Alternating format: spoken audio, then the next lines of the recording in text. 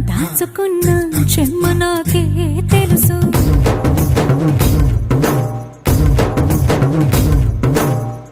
కోరమీసం రుబ్బుతున్న రోషమే నీకు తెలుసు. మీసమెనక ముసురుకున్న